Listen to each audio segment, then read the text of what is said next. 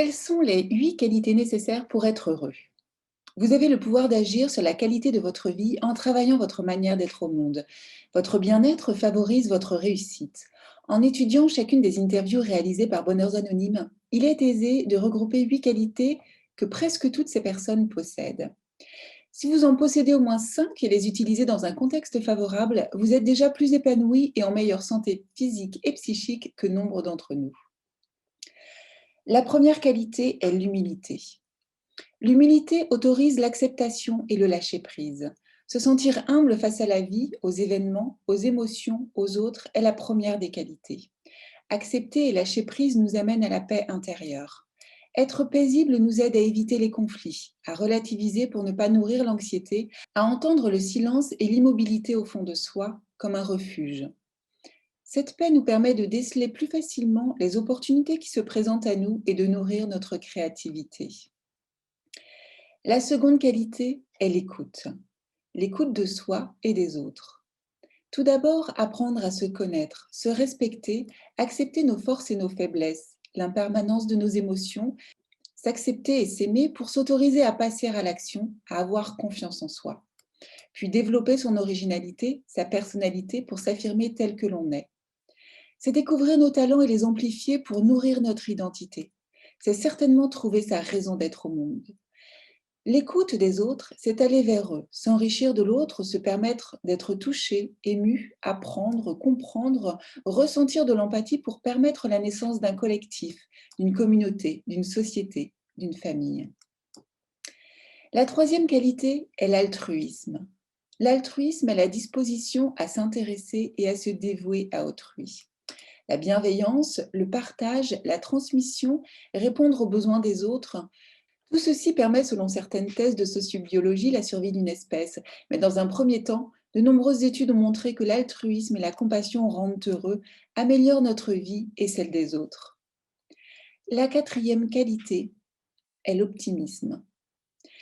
L'optimisme produit des bénéfices sur le bien-être physique et psychologique. L'enthousiasme qui en découle permet de s'accomplir pleinement.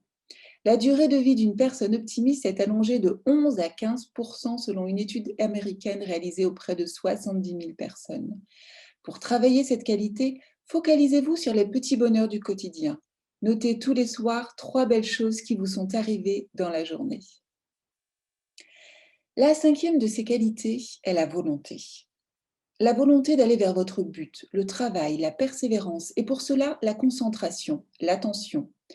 Cette qualité qu'est la volonté permet d'entreprendre de nouvelles choses, de rassasier votre confiance en vous, de vous accomplir. C'est l'un des ingrédients fondamentaux pour aller au bout de vos rêves. La concentration, l'attention permettent la persévérance et l'apprentissage suffisant pour avancer. Soyez malgré tout conscient que la volonté est le produit de la motivation et que cette motivation doit avoir un sens.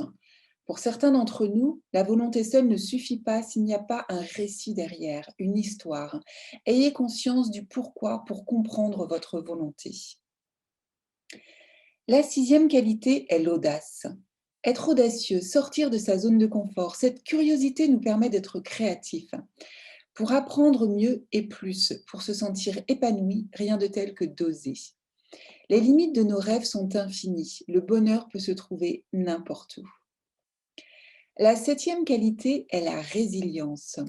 La résilience, c'est être agile. Dans un moment difficile, la force d'une personne se trouve dans sa capacité à rebondir, à retrouver sa volonté et son audace.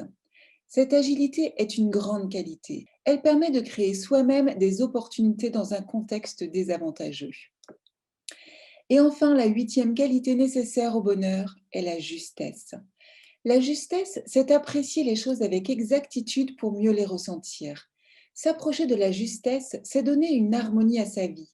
C'est apprendre les bons mots, la bonne attitude, le bon exemple, le bon équilibre, le pont entre soi et le monde. C'est donner de la profondeur et de la précision, de la beauté à l'âme.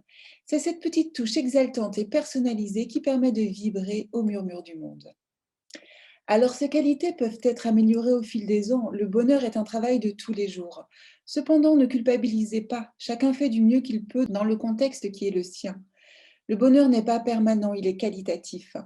C'est en ça que vous le reconnaîtrez, ce moment de flot, de grâce où tout s'arrête. Merci d'avoir regardé cette vidéo. Abonnez-vous à la chaîne et surtout, soyez heureux.